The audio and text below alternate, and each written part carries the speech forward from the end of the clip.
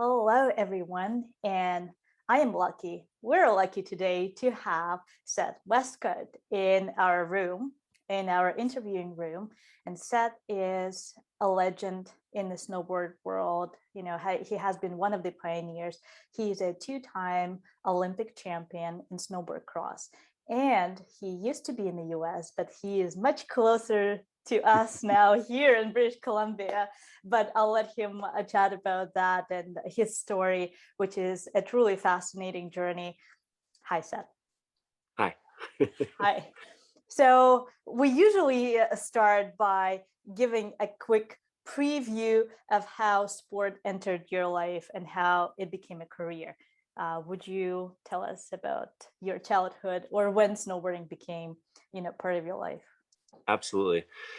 Um, I think that it's two different things to take on there. Sport became a part of my life almost immediately. Both of my parents were working at universities. My mom was a modern dance professor with,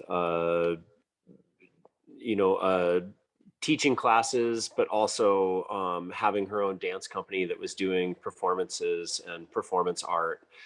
But she had been an athlete growing up, from playing basketball to field hockey, all different sports. And then my father was a coach by trade. He grew up, he was a decathlete in track and field. And then at the time that he was getting out of college, the Vietnam War was going on. So one way to have a deferral was to continue education.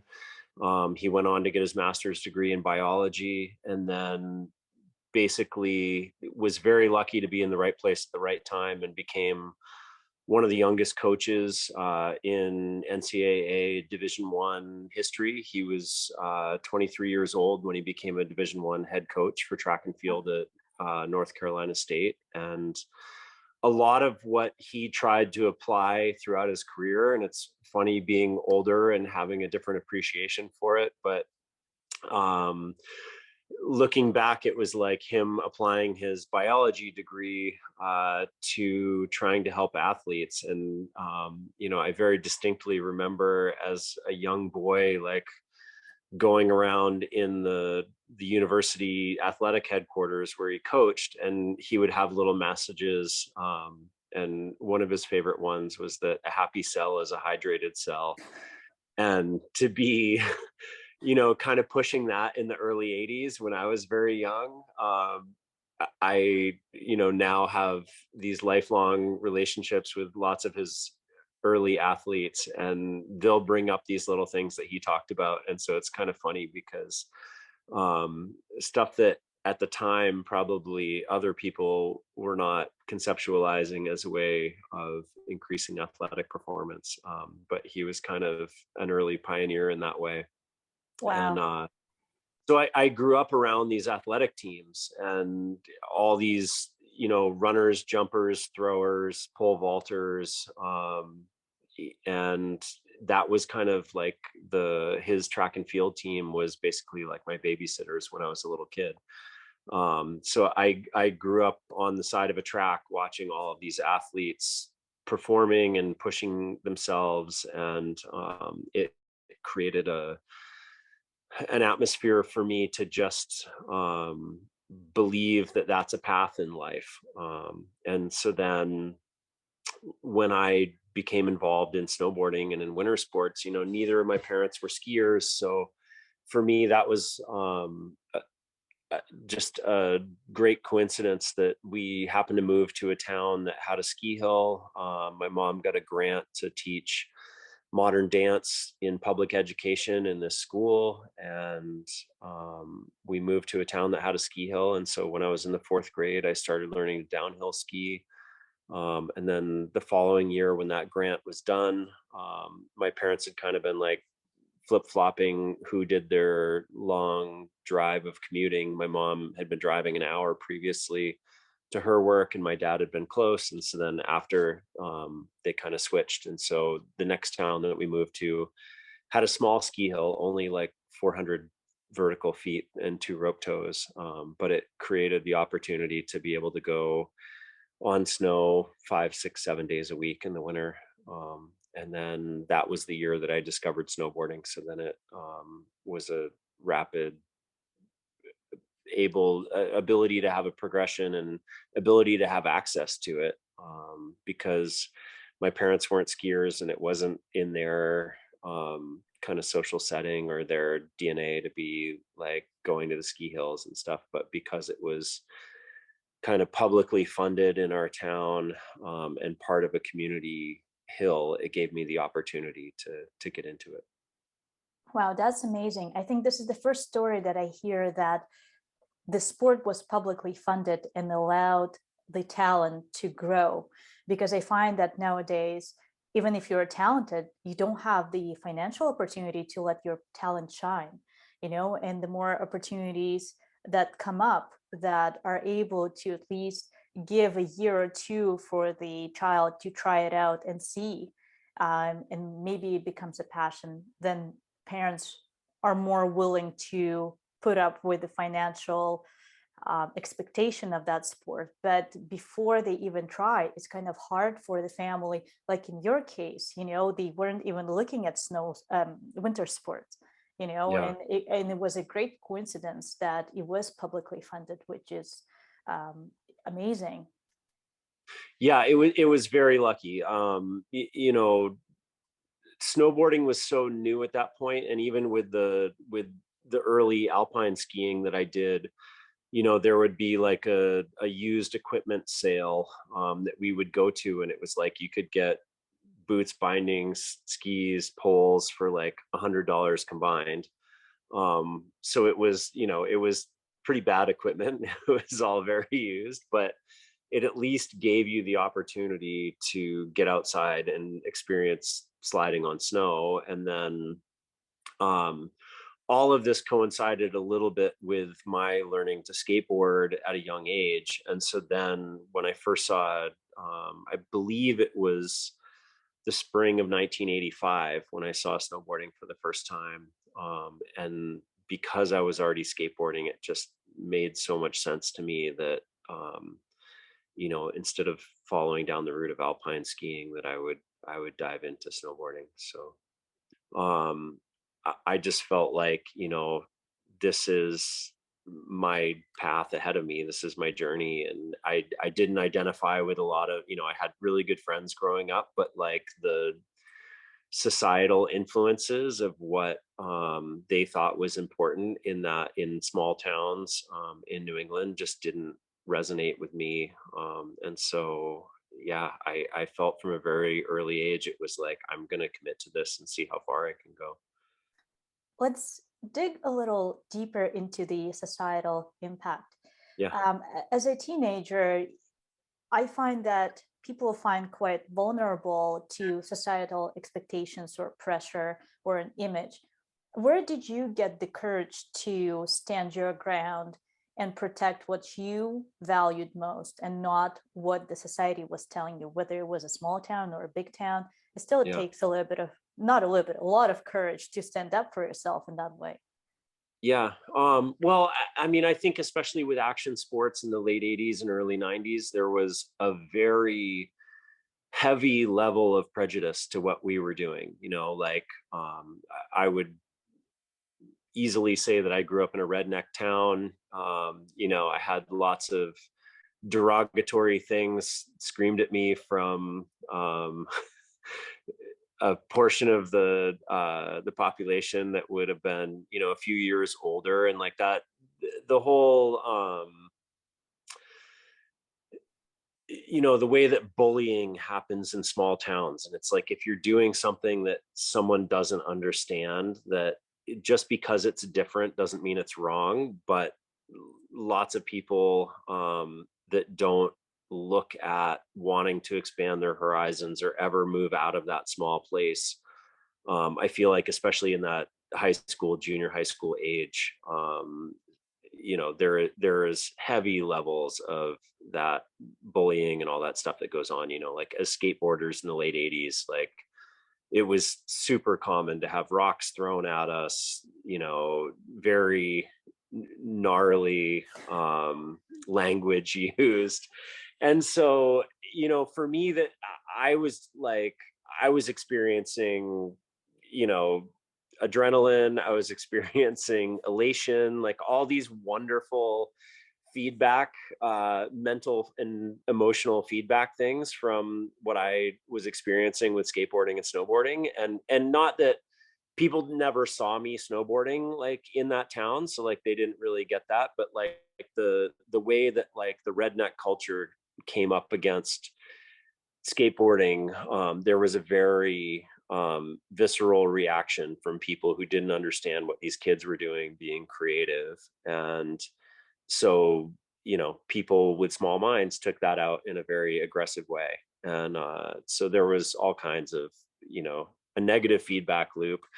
But then that led me even more to just be like, no, like I really love these things that I do. And this is my way that I'm going to get out of this place and go experience the world and travel. And I think like the early magazines and the early movies in snowboarding, like I have the first issue of Trans World Snowboarding that came out, the first issue of Snowboarder that ever came out, when ISM was the original magazine that was like on newsstands. Like I was around at that time when those came out. And so those were this window to this much wider world that made me believe as a young boy that it was like, no, there's like all these greater things out there if that you can experience, and you're going to be able to travel and see the world and go to all these places if you just believe in what you're doing and work hard at it, and keep trying to progress. So you being a snowboarder is by far the longest identity, I guess, that you had Totally. with Without a yourself. doubt. Yeah. Yeah.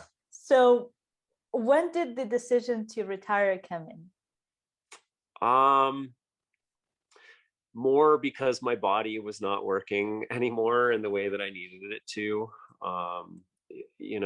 And that is a humbling and difficult process, because you'll have moments where you can be really fast. But I think especially in snowboard cross, like the duration of, like if it's a race day where the time trials on the same day, and so to like do those 6 back-to-back runs, and you might be able to be fast for your first 2 or 3 or 4 of the day, but it just gets harder and harder as you have that duration of time in the day to race.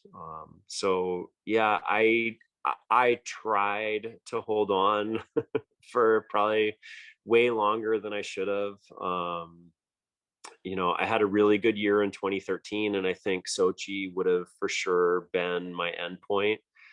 But again, I got hurt the spring before that, in the spring of 2013, filming with Warren Miller up in Alaska, and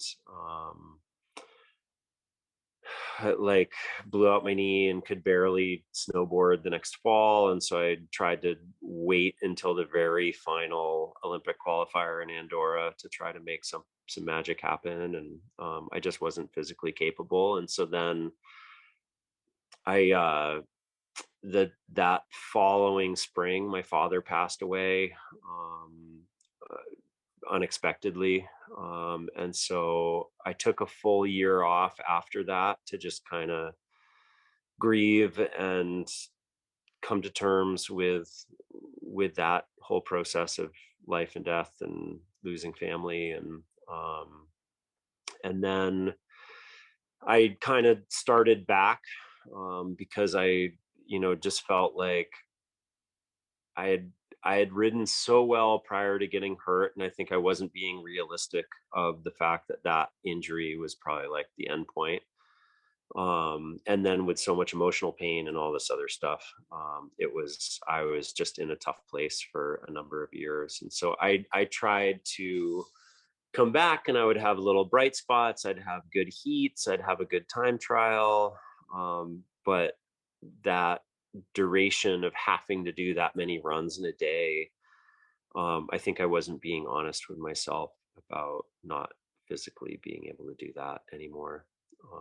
So yeah, I kind of tried the whole way through the qualifying process of South Korea, and my wife and I had our first child together that August. So I went into those or those qualifying events with no sleep, with like in that brain fog of the first 6 months of parenthood and waking up multiple times a night and trying to be a good partner and do everything you can to um, help. Right. So that was yeah. I just kind of, I never said anything publicly. I just kind of like decided after the first couple events before Christmas that it was like I just didn't have it in me at that moment, and that was okay. So I stepped away, and I've prior to COVID been having a lot of fun with like kind of turning my attention to some bank slaloms more and focusing more on that and having good success with it. But it's more, it's no longer as a career. It's just like some opportunities to step out and relive having some butterflies in the start gate and trying to go as fast as you can for a few minutes, um, and commit to making this transition, and honestly like having more time to enjoy snowboarding in the wintertime for in a surrounding like this in British Columbia, for how amazing it is to be in these mountains and take the time for myself to enjoy snowboarding in a way that I didn't necessarily have enough of an opportunity to enjoy while I was in those years on the World Cup. For me, it was probably the most, um, I had been in my pattern for so many years. And I think so many times people don't realize that like getting out of your comfort zone and learning new things is the best thing for you. Like to be plastic in your mind and be malleable and be willing to make changes and learn things. Especially as high level athletes, we get so accustomed to being in a yearly training pattern, having our goal setting that we're working towards. But it's like to become completely new at something and put yourself as 100% into it as you did your athletics. For me, it was transformative as far as, like I would wake up in the middle of the night because sometimes I was stressed about how many projects I had. And then sometimes it was like the excitement of like, okay, like I got to figure out how to make this work. And then there's still such a physical output with it all that, you are, we had a couple, I had a friend in town in Whistler who's a groomer and has done mountain bike trail building forever, and he was like, oh, you're gonna get so out of shape on a farm. And it was like, I don't know how that would happen. Like I get up in the morning and I'm working all day, and so it's really fun because it was also, probably more time in the off season. Like with training, I would go and run or ride my bike or lift weights, but then I would also have a lot of downtime in all the years. And like this is like more combined hours of being on my feet through the days in the summertime than I think I'd ever experienced. I'm following your path with you, and I'm, uh, immersing myself into your thought process, and as it leads, to the day today. And it feels that as an athlete, you're groomed to withstand, to fight, to overcome. And when you exit that fight, so to say, for the podium or whatever fight that is, Yeah, it almost feels that at some point you still try to fight for something or with something, and at some yeah, point you let go and you just let things happen, and you just try to be flexible and move either around it or with it, and kind of have this shift from going after something to letting things come to you and letting it have it at their own pace. There's enough time for everything, and it's almost like slowing down. And I find that a lot of people are not okay with things changing in the way how they come to them, or how fast or slow is moving. With you, it feels that at some point you kind of let it go and just Yeah. chilled. Yeah. Well, I mean, I think part of that was also forced, because with what happened, with the lockdown and with COVID, like I was still very much like running to the East Coast all the time to like put on a race event or do a these fundraisers that I'm involved with for the local community there, whether it's like cancer benefits or these kids foundations. Um, I think for those of us who were World Cup people, like we got so used to travel, and in many ways didn't think anything of like what sitting on a plane for a day was, to if it helped you accomplish something else. And so really these last 19, 20 months are like the first time since I was in high school that I hit like full pause and didn't go anywhere, didn't fly anywhere. And that, I think, in many ways, especially with what we were starting with our project here, just opened up a whole other way of looking at life. Because yeah, like there's so much that we miss or we take for granted, or um, we just get skipped over in the hustle for everything. And so um, also, I think part of like this transition to doing regenerative agriculture is you really have to start just watching the yearly cycles. Like for me to like learn this piece of property that we have, it's been a huge thing of like year one, I was in a total panic because things would happen and I'd be so stressed out about the timelines of it. And so it's like now this summer in year two, um, I have a better feeling on like the natural cycles that are going to occur here and how to like plan ahead for that, how to let them work with me. And so it's a amazing learning process to slow down enough that you're like letting nature dictate what's going on. And in many ways,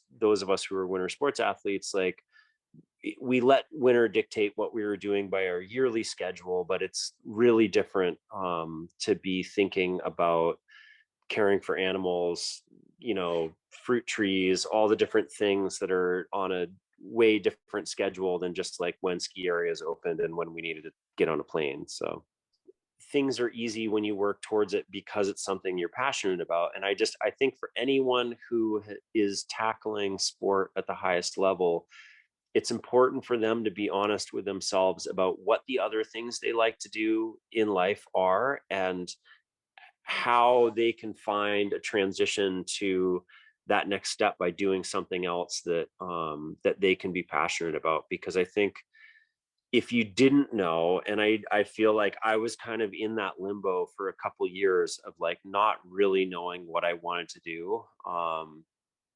and moving to a new place where my security network wasn't set up. It was that was you know a dark period for me, and scary, and like filled me with a lot of doubt, which I had never been one of those people in life that I went through day to day of like having a lot of doubt in what I was doing. So I think it's really important if people can look honestly at their life, and it can be anything. Like I am a big believer in happiness in life is more important than financial gain, or y- you know ultimately fulfillment is an internal process. And I think more and more what we're seeing as the world gets more polarized, um Materialistic. more materialistic, like we don't need all that stuff. And And it's not like, speaking from my own personal experience, like oftentimes the more I had, the emptier you would feel. It's like, not saying the goal accomplishment stuff, but it's like I had a lot of really powerful experiences of giving back and doing volunteer work, and that stuff made me happier than any amount of consuming anything ever did. And so I think that, like, heart level work of finding the things that bring you joy because maybe you're helping facilitate someone else's joy, is so important. And so, the way that, especially like our generations, and how we need to look to ways that we can make shifts in the world. Everything, you can't buy everything. And you know people will try to sell you everything in life, but like that's still not going to be what brings you like true joy in your heart. And so I think it's really important that people take an honest assessment and decide the things they like to do, and always spend some time giving back, because I don't know, for me that's been the most rewarding times I've ever had.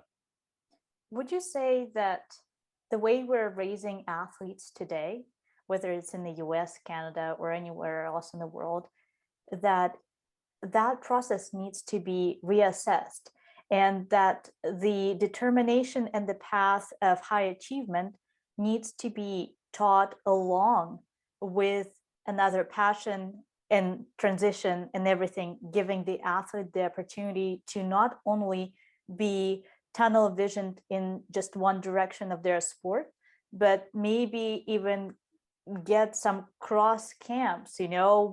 where skateboarders are having a camp with, I don't know, figure skaters, Yeah. and just have this different perspective. It also, I find that it builds a really good network. What you've been missing by moving away, if you had more opportunity by meeting more people in this sport, I find that athletes are connecting in a deeper level, whether they come from the same sport or not. And they find that they really build a stronger relationship just because of the bond that they have through the same mindset. Yeah, I agree. One of the most impactful things that I got to do while I was still kind of coming up in sport was the 2 summers before Torino. The U.S. Olympic Committee did a thing where they kind of just handpicked one guy, one girl from each sport and brought us all together, and then brought in a bunch of older Olympic mentors, people who had gone through the process and could talk to you about what your first experiences were going to be. And for me, those were two of the most important weekends that I ever had in my career, because they taught me a lot of getting to meet these heroes from different sports that, like, I think a lot of times within our own sport, we get to a point, if you're doing well enough, that you meet your own heroes in your own sport. But to meet heroes from different sports that can teach you a lot about how to be as an athlete, as an individual, as a good person, those were really impactful opportunities for me. And those were like made up 4 days of my career, but they were really impactful, and I think they really helped me in my success at both my Olympic games. um but yeah, I think lots of times in our own sports, like, we get kind of in just this one path, and it's so very goal oriented. And I think that, yeah, like, what national teams could be doing to create opportunities for athletes to learn other things, because ultimately, like, when we're learning, it's making us more open, it's making us, I think it would also benefit everyone in their own sports. My wife has talked a lot about a lot of the European guides that she knew. It was like, to become a professional guide in Europe, you also had to have a trade. And it didn't matter what that trade was, but you needed to apprentice and learn a trade so that you had something in that off season, that it wasn't like all of your eggs were in this one basket, and you were only focused on this one thing. And I think to be well-rounded humans, we need that. And ultimately, a lot of times in high performance sports, we're not teaching people to be well-rounded athletes. We're teaching them to be, or well-rounded people, we're teaching them to be really good athletes. But then that almost sets them up for worse failure, because when that moment of athletic success starts to wane or stops, there isn't something else to fall back on.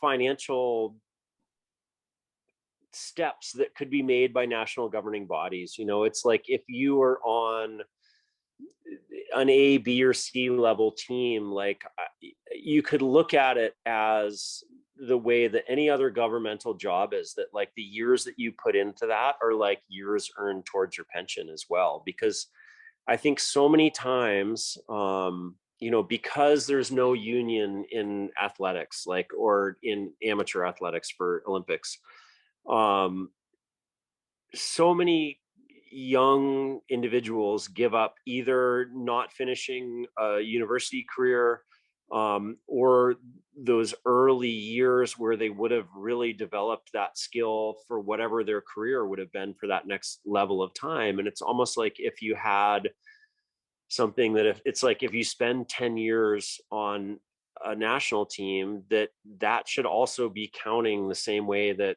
someone who's spending 10 years as a school teacher is towards a pension that's paid back by a government. I think creating opportunities like that, and creating some sort of safety net, so that it's like a lot of these athletes aren't just like all of a sudden they're 30 or 35 and are turned loose in the world, and maybe they haven't been loose in the world since they were 17, and they don't have skills for that next step of life, that there's some kind of fallback or training to help them go forward. It's almost like the military, they Yeah, serve a certain time and then they get right. their pension. And Exactly. yeah. And so the amount of danger some of the Well, sports have is just, yeah, as, um, you know, traumatic or hurtful, and so many consequences come with being an athlete. But yeah, military is admirable, but not every yeah, single military goes into combat, and right. not every single athlete obviously does extreme sport, but Yeah, they serve to the country because they represent the country. exactly. Yeah.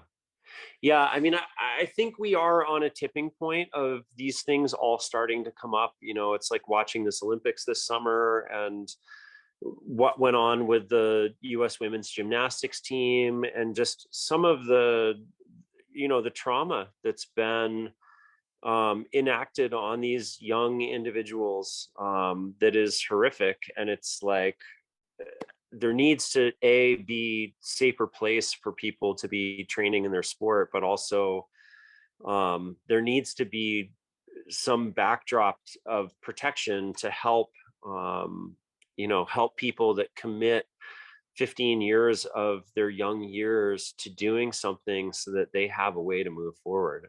I really believe that. Before we finish up, I know that our conversation is rounding up, but I just wanted to mention that, with the US gymnastics team, it Yeah, almost felt that if Simone wasn't as successful and as known as she yeah, is, and as listened to and heard, chances are nobody would have listened. And yeah, it almost feels that if an athlete hasn't reached that podium level, that they yeah, are not worthy of being heard, no matter what is going on within the sport. But we also need to understand that the lower stage sort of athletes, they're also the base of the entire sport, because that's yeah, where the superstars are coming from, right? yeah, And everyone is going through that. So a lot of the times we're giving the chance to speak to the ones that are celebrities, but the ones who right. are in the dark stay in the dark. Yeah. Yeah, um I mean, in a way, like I've been really um heartwarmed this year that like people like Naomi Osaka are speaking out, that the pressure that's put on people to do this at this level. And I think a lot of times, like sports writers or something will say, well, like, oh, well, they chose this path. And it's like, well, if you start down this path when you're 13 or 14 years old, and all of a sudden you're in your later 20s or early 30s or something, you have no other skills in life, you're one of the most talented individuals in the world at this thing that you do, you don't have another choice. Like, you are doing it because it's your profession. It would be the same as if you were a coal miner in a coal town, that like you grew up and this is the only skill you have and this is what you're doing. So if the coal mine closes, you're devastated. But like the idea that um that just because someone is talented, that it's easy to perform at that level is not, that's total fallacy. It's like the risk of injury or the risk of ending your career on a single run is so high that like that mental stress, and the fact that like no one in a lot of our sports is talking about it yet. And so it's really cool to see people in other sports. And unfortunately, like, so much of the trauma that happened in gymnastics is from a horrible other um, path to go down. But like for Simone to be strong enough mentally to be there in that day, do her practice routine, and say, you know what, like I can't do this physically today, because we've never seen anyone do that before, and we've always seen you know, people who gut it out or do it like when they're injured get rewarded for doing that. And it's like, well, that wasn't necessarily a good decision for them to go through with competing in that state. And so I really hope that like this transition that we're seeing, of the highest level people starting to speak out about it, will allow the opportunity for those in the grassroots or those at whatever level, um, to be able to have awareness around that it's okay, and I always felt that way too. It was like I could perform out of my mind a few times a year. I couldn't do that every day. I couldn't do it every weekend, and I would kind of make choices like within the World Cup. If it was a venue I didn't like, I could almost write it off like on the first inspection run, because it was like, okay, like I know I don't have to access that part of my emotion, the limits of my ability to mentally process all this stuff at high speed. And I would be committed at certain times of the year to like fully drop into that and put it all out there. But that is a challenging thing for people to do, and to function at that highest level is so challenging emotionally, mentally, that I'm so relieved to see people speaking out about it. I love it. Thanks, Val. I think Uh, it's really, what you're doing is awesome, and it's really important to um, be talking about how to transition, because it's a tough thing on all different levels. And for people to not feel alone in that process of going through a transition from something they had 100% committed their life to finding what is next, it's really admirable to be opening this avenue for conversation and to try to help people going through all that transition from sport. Thank you. yeah. Thank you.